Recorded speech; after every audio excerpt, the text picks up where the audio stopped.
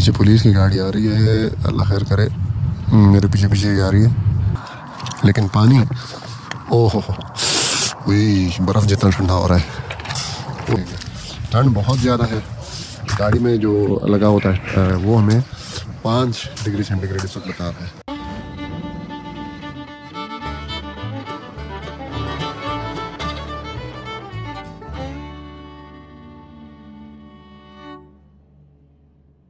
वान से आप सबके नाम ताहिर महसूद का सलाम। दोस्तों, आज एक बैड न्यूज़ आप समझ लें कि बारिश अभी तक रुकी नहीं है। बर्फबारी का भी चांस है। मुझे डर लग रहा है कि एर्ज़ुरम जाते हुए रास्ते में बर्फबारी अगर हुई तो फिर गाड़ी के स्लिप होने का उसका भी डर है। गाड़ी ड्राइव करना फिर बर्फबारी में बहुत मुश्किल होती है।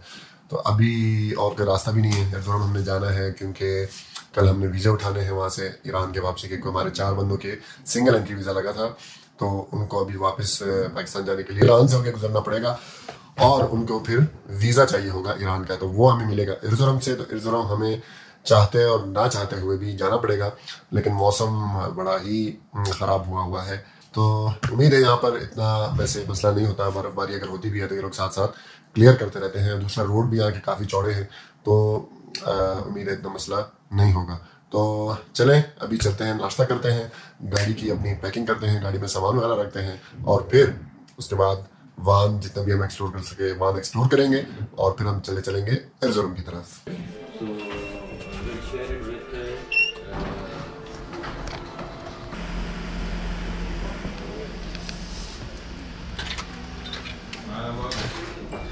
चलो आफ्ताब भाई। तुर्की का शहर वान तारीख़ी, सकाफ़ती और जोग्राफियाई लिहाज से नहायत अहम शहर है, जो ईरान की सरहद के बिल्कुल करीब मशरक़ी तुर्की में वाक़ है। ये शहर 3 वजहों से मशहूर है। पहली वजह तो वान झील है, जो कि तुर्की की सबसे बड़ी झील है। ये शहर इसी झील के किनारे आबाद है। दूसरी वजह यहाँ की बिल्लियाँ हैं, जिनकी आँखें मुख्तलिफ़ रंग की होती हैं और बिल्ली पालने के शौकीन लोग इसे बहुत पसंद करते हैं।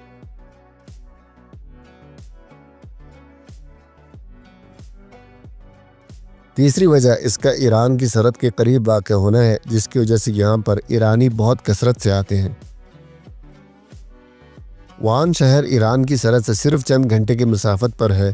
ख़ास तौर पर खुई और तब्रेज़ जैसे ईरानी शहर इसके करीब हैं। ईरानी शहरी अक्सर वान में शॉपिंग और सियाहत के लिए आते हैं, क्योंकि एक तो तुर्की में अशिया सस्ती और मियारी होती हैं, दूसरा यहाँ टैक्स फ्री बाज़ार है, यानी इन चीज़ों को ख़रीद कर ईरान ले जाने पर कोई टैक्स भी नहीं देना पड़ता। इसके अलावा यहाँ एक तकरीबन 3000 साल पुराना किला भी मौजूद है, जो कि आर्मीनियाई सल्तनत अरारतू के दौर में तामीर हुआ था। उस ज़माने में इस इलाके को तुष्पा के नाम से जाना जाता था। जी, इस वक्त मैं पहुंच चुका हूं वान किले के पास, बल्कि किले के अंदर एंट्रेंस से दाखिल हो चुका हूं और ये पहाड़ी के ऊपर आपको छोटा सा किला नज़र आ रहा होगा। बारिश रुक गई है, लेकिन बादल अभी तक मौजूद है। हल्की हल्की बूंदाबांदी हो रही है और सर्दी काफ़ी ज़्यादा है। गाड़ी में जो टेम्परेचर बता रहा था आउटसाइड का, वो 4 डिग्री बता रहा था। इस्लामाबाद में जो सर्दियों की रातें होती हैं, जो उसमें सबसे एक्सट्रीम टेम्परेचर जाता है नीचे, वो 2 या 1 तक जाता है। तो आप समझ लें उतना अभी दिन के टाइम यहाँ पर चल रहा है टेम्परेचर। दिसंबर के एंड तक यहाँ बर्फ़बारी भी शुरू हो जाती है। तो ये है जी वान, बहुत खूबसूरत प्यारा सा छोटा सा शहर है। ईरानी यहाँ पर बहुत ज़्यादा हैं, ईरानियों का इन्फ्लुएंस है ज़्यादा। एक समझ लें कि आप ईरानी शहर ही एक तरह से आप इसको समझ लें, एक पॉपुलर डेस्टिनेशन है ईरानियों के लिए। वो उस पहाड़ पे पता नहीं आपको कैमरे में बर्फ़बारी नज़र आ रही है, पूरा पहाड़ बर्फ़ से ढका हुआ है। और ये अभी हम जा रहे हैं आगे किले की तरफ। वान के किले से टॉप से पूरे शहर का भी नज़ारा आएगा और झील भी यहाँ से, शायद मौसम अगर साफ़ हो तो झील भी आपको वहाँ से दिखाएंगे। खैर एर्ज़ुरम जाते हुए भी रास्ते में सारे हमारे लेफ़्ट साइड पे झील ही रहेगी, तो वो आपको इंशाल्लाह भी दिखाते हैं। ये है जी वान, यहाँ पर हम पिक्चर भी लेंगे।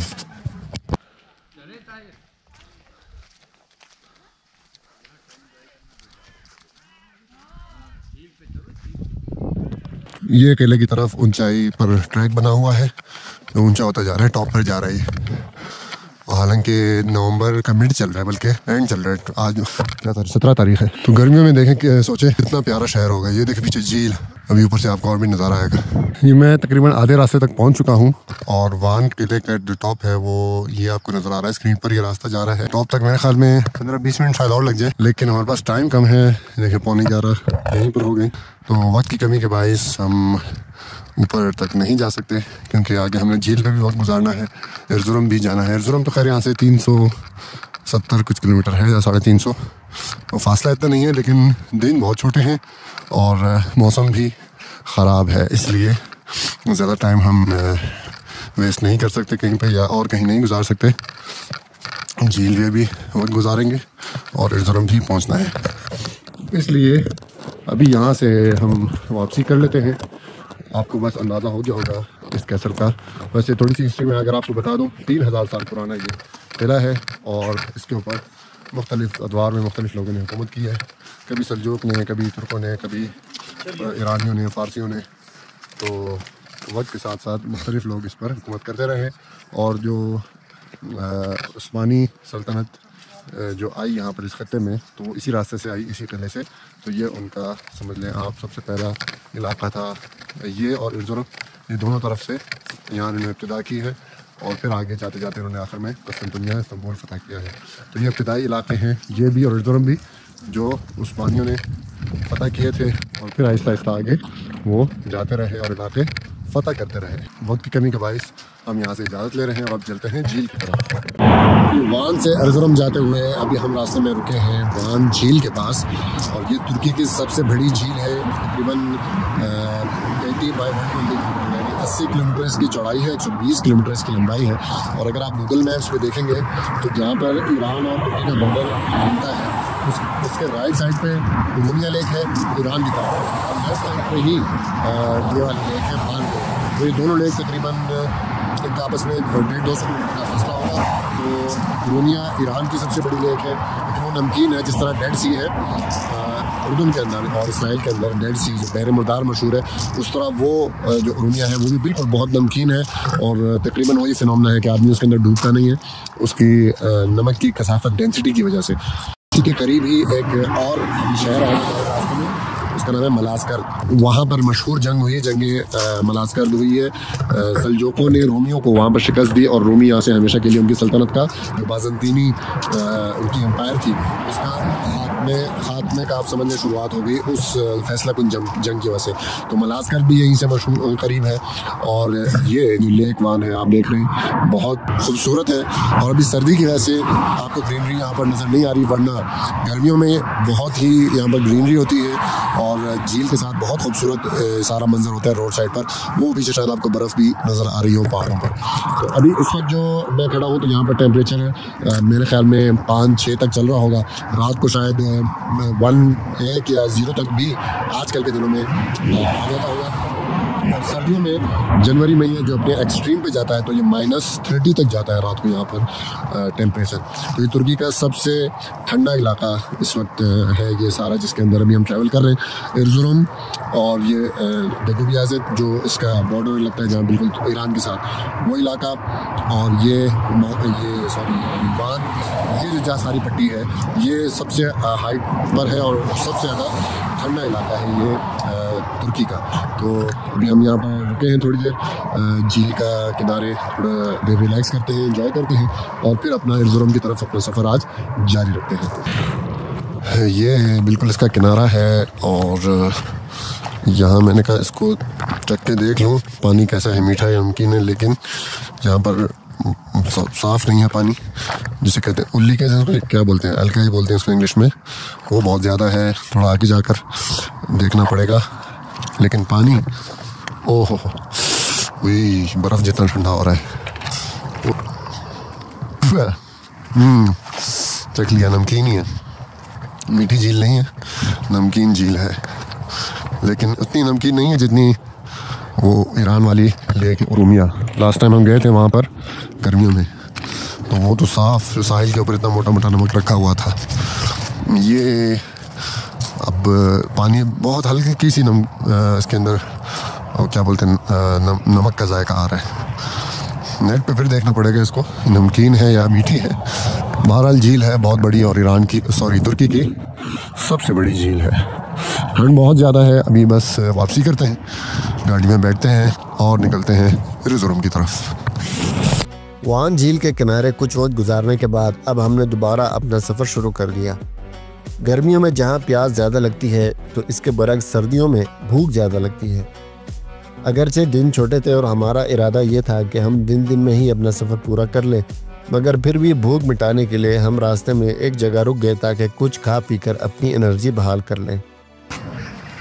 अभी हम उतर चुके हैं एक छोटे से शहर में। टाइम हो रहा है 2:37।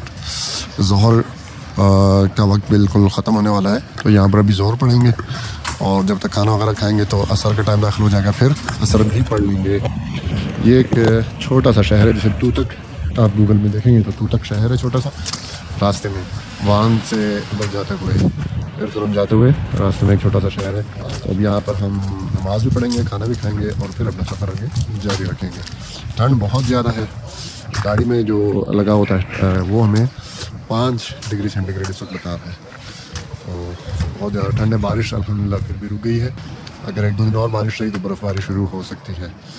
तो चलो नमाज़ पढ़ते हैं। शुक्र है कि मैंने फजर के टाइम वज़ू किया था, अभी तक वो बरकरार है और इशा तक ही बरकरार रखना पड़ेगा, वरना वज़ू करना इस ठंड में उसके लिए बहुत ईमान चाहिए। हम हैं कमज़ोर ईमान वाले, अल्लाह हमारे ईमान भी मजबूत करें और सफ़र भी सलामती से तय करा दें। चलो नमाज़ पढ़ते हैं, खाना खाते हैं और फिर अपना सफ़र जारी रखते हैं।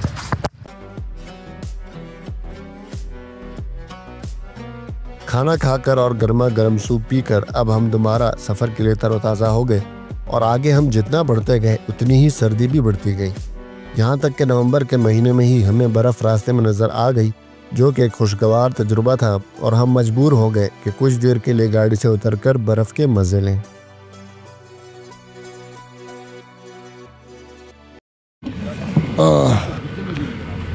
जी डॉक्टर साहब, कोई फ़र्क है पाकिस्तान की और यहाँ की बर्फ़ में? वही बर्फ है। वही जी। मिज़ोरम जाते हुए रास्ते में एक जगह बर्फ़ रोड के करीब आ गई है, तो उसके लिए हम रुक गए हैं और टेम्परेचर गाड़ी हमें बता रही है अभी 3 बाहर का टेम्परेचर 3 है, 3 टेम्परेचर चल रहा है। और ये देख थोड़ी ओए नीचे मिट्टी है, कीचड़ है, ताज़ा बर्फ़ थोड़ी सी खा लेते हैं।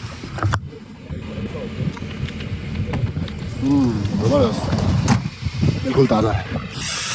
चलो वापस बैठते हैं। यार एक हसीन मंजर ने दोबारा हमें गाड़ी रोकने पर मजबूर कर दिया। ये देखो जी, ये देखें जी, सूरज गुरूब हो रहा है, सनसेट है और साथ झील है, साथ बर्फ़ पड़ी हुई है और बहुत खूबसूरत मंजर है। मेरी गुनाहगार आंखें और चश्मे तसव्वुर इस इलाके को गर्मियों में बहुत खूबसूरत महसूस कर रही है। गर्मियों में ख़ासकर अगस्त और जुलाई के एंड में और अगस्त में यह इलाका बहुत ज़्यादा खूबसूरत होता होगा। अभी इतना खूबसूरत लग रहा है, ये बर्फ़ और पानी और सूखी घास का इम्तिज़ाज। तो जब गर्मियाँ होंगी और जुलाई अगस्त में अपने उरूज पर होगा ये इलाका और यहाँ की ग्रीनरी, तो फिर कितना खूबसूरत होगा। कुछ तस्वीर मैं भी लेता हूँ, फिर वापस बैठते हैं गाड़ी में।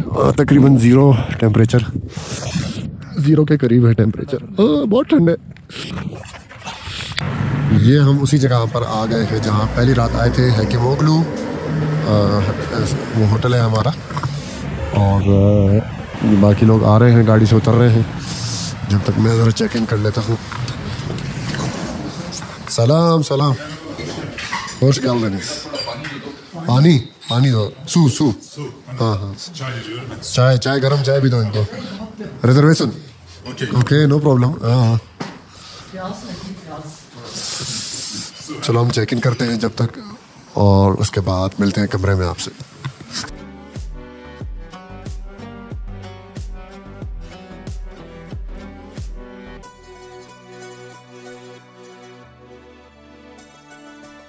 अभी आज मैं जा रहा हूँ ऑयल चेंज कराने, आपको मैं दिखाता हूँ। यहाँ देखते हैं, यहाँ पर आपके साथ भी शेयर करता हूँ यहाँ पर ऑयल चेंज का मामला कैसा रहता है, कितने पैसे लेते हैं। ऑयल मैं पाकिस्तान से लाया हूँ अपने साथ, ऑयल भी ऑयल फ़िल्टर भी पाकिस्तान से ही लाया हूँ। तो खाली मुझे अभी सिर्फ उनको कहना है कि यार चेंज करके दे दो और पैसे इसके सर्विस के जितने भी ले लोगे। लास्ट टाइम हमने ईरान में चेंज कराया था, तो उसने ईरान में मेरे ख्याल से पाकिस्तानी 3-4 हज़ार रुपये लिए थे खाली ऑयल चेंज करने के। ऑयल हमारा अपना ही था, और वो तो कह रहा था कि यार ऑयल भी मुझसे ले लो, ईरानी ऑयल है, अच्छा है, सस्ता है, और वाकई सस्ता भी था, लेकिन हमें क्वालिटी का ज़रा उसके अंदर कंफर्म नहीं था कि क्वालिटी उसकी कैसी होगी। तो उस वजह से हमने ऑयल वो नहीं उसका यूज़ किया, सिर्फ उसको कहा कि हमें चेंज करके दे दो। तो वो उसने हमें 3-4 हज़ार रुपये पाकिस्तानी, हमने उस वक्त जो हिसाब लगाया था तो वो बन रहे थे। अब देखते हैं कि एर्ज़ुरुम में ये लोग कितने लेते हैं। एक मैंने गूगल पे अभी देखा है, ऑयल चेंज वाले अक्सर तो 8 बजे ही बंद हो रहे हैं। एक है जिसके अंदर 24 घंटे उसने लिखा हुआ है कि 24 घंटे खुला हुआ है। अब मैं उसके पास जा रहा हूँ, देखते हैं कि वाकई 24 घंटे ही खुला होता है या वैसे ही उसने गप मारी है उसके अंदर। खुला चलना भाई, अच्छा सिग्नल बंद है, अगला वाला खुला, मैं समझा इसका खुल गया। तो ये हम पहुँच आए हैं, 1.9 किलोमीटर दूर है। चलो साथ साथ एर्ज़ुरुम भी देख लो गाड़ी के अंदर से। बहुत खूबसूरत शहर है, बहुत प्यारा छोटा सा शहर है। वैसे आप जब शहर में घूम रहे होंगे तो आपको बहुत बड़ा शहर महसूस होगा, लेकिन जब आप उस पर जो कैसल है जहाँ पर मैं आपको लेके गया था पहले दिन जब हम आए थे एर्ज़ुरुम, तो यहाँ जब कैसल पर जाएंगे वो हिल टॉप पे बना हुआ है। और याद रखें अक्सर कैसल जिस भी शहर में होगा तो वो ऊंचाई पर बना होगा, क्योंकि जितनी ऊंचाई पर किला होता है उसको फ़तह करना उतना ही मुश्किल होता है। तो आप जब भी किसी शहर जाएँ तो वहाँ देखें कैसल है वहाँ पर या नहीं है। अगर तो कैसल है तो आप वहाँ पर ज़रूर जाएं। एक तो वो लाजमी बात है पुराना होगा तो आसार कदीमा भी आपको देखने को मिल जाएंगे। दूसरा वो किसी ऊंचाई पर होगा। अब तक मैंने जितने भी देखे ना तो सब ऊंचाई पर होते हैं। बहुत कम होता है कैसल के ऊंचाई पर ना हो, यानी ग्राउंड लेवल पर हो, वरना या पहाड़ी पर होगा। तो एर्ज़ुरुम कैसल पर आप जाएंगे और आप वहाँ से जब देखेंगे एर्ज़ुरुम को, पूरे शहर को, तो फिर यह शहर आपको इतना बड़ा महसूस नहीं होगा। इर्द गिर्द चारों तरफ इसके पहाड़ है, बीच में ये वादी में ये शहर है, लेकिन बहुत खूबसूरत है। अब ये मुझे नहीं पता लग रहा यार मेरा सिग्नल खुला हुआ है या बंद है। सिग्नल ऐसे नो है, गाड़ियाँ चली गई हैं। चलो जी चलो जी चलो चलो। ये नहीं पता मुझे बंद था या खुला था, लेकिन बाहर मैं आ गया। हाँ, तो मैं कह रहा था कि जिस शहर में भी जाएं तो वहाँ के किले को आप ज़रूर देखें, वहाँ से आपको शहर का बेहतरीन नज़ारा मिलेगा। ये अंकारा भी मैं आपको वहाँ से मैंने आपको जो वहाँ का किला है वहाँ से मैंने आपको बताया था अंकारा, वहाँ से भी आप देखेंगे तो अंकारा शहर पूरा आपको नज़र आएगा। और इस्तांबुल में तो खैर इस्तांबुल तो सारा ही किले के अंदर शहर था जो ओल्ड सिटी है। इस्तांबुल में तो वैसे आप गलाटा टावर चले जाएँ तो वहाँ से बेहतरीन नज़ारा आपको आ जाएगा। इस तरह बोडरम में भी हम गए, बोडरम में भी किला बना हुआ था, वहाँ से पूरा बोडरम नज़र आ रहा है। अभी वान सुबह जहाँ से हम आए हैं वान के किले पर चढ़े तो पूरा वान नज़र आ रहा था। तो जिस भी शहर में आप जाएंगे तो वहाँ के किले पर आप जाएं तो उम्मीद है कि आपको पूरा शहर वहाँ से नज़र आ जाएगा। ये अभी हम करीब आ गए हैं अपने डेस्टिनेशन के। ये कितना बता रहा है भाई? 700 मीटर। अभी चेक करते हैं कि जो इसने गूगल पे बात लिखी है वो सही है या वैसे इसने गप मारी है 24 घंटों वाली। और दूसरा देखते हैं कि ऑयल चेंज के खाली ये कितने पैसे लेगा। ये एर्ज़ुरुम के अभी हम आउटस्कर्ट्स में आ गए हैं, छोटा सा शहर है, मैंने आपको बताया था। तो ये मेरे ख्याल से जो मेन डाउनटाउन होटल वहीं पर हैं सारे डाउनटाउन में, वहाँ से अभी हम किसी और इलाके में आ गए। रेल की पटरी भी जा रही है वाह। अच्छा, यहाँ से अभी हम राइट मुड़ते हैं।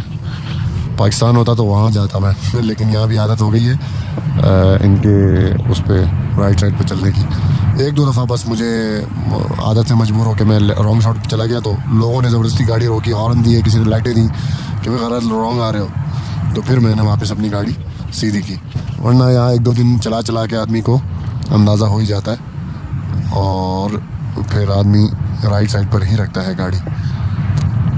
बल्कि लास्ट टाइम जब हम पाकिस्तान वापस गए थे तो उल्टा हो गया था, वहाँ पर फिर ये वाली आदत पड़ गई थी, यहाँ की वाली राइट साइड वाली। तो वो 2-3 घंटे चलाई तो फिर दिमाग वापस अपने ठिकाने पे आ गया और सिस्टम वापस रिफ़्रेश हो गया और गाड़ी हमने पाकिस्तान में अपनी लेफ़्ट साइड पर रखनी शुरू कर ली। पीछे पुलिस की गाड़ी आ रही है, अल्लाह खैर करे। मेरे पीछे पीछे आ रही है, आगे निकल जा भाई। अच्छा जी, ये हाँ सारे मैकेनिक आ गए हैं और तो बंद है यार सब, एक हाथ खुला, शायद ये खुला है, इससे पता करते हैं। ये मैकेनिक है, ऑयल चेंज है। सलाम, oil change, oil engine oil change. अरे यार इंग्लिश आती किसी इंग्लिश? मैं यार ऑयल चेंज अब इतनी बेसिक नहीं आती तुम लोगों को। Oil change, oil yakıt mı? सबर ऑयल, हाँ बेंजीन Benzin alacağım ha? सबर Yağ değişimi. Bu saatte değiştiremezsin. हाँ Buraya gel. Gel. ऑयल को क्या बोले बंदा, ऑयल ये लोग शायद कुछ और बोलते हो। कल मेरा टाइम बच जाएगा बहुत अगर अभी ऑयल चेंज हो गया ना। कल हमने सुबह सुबह एम्बेसी जाना है, तो इसलिए मैं कह रहा हूँ अभी से इसको ऑयल चेंज करा लूँ, सुबह फिर ये कि टाइम बच जाएगा मेरा। सलाम। सुबह इसको मैं बोलता हूँ I have oil with me, I just want to change it. Nerede? Yağ nerede? Petrol nerede? nerede? यहाँ पर है ना, आजा। बस bir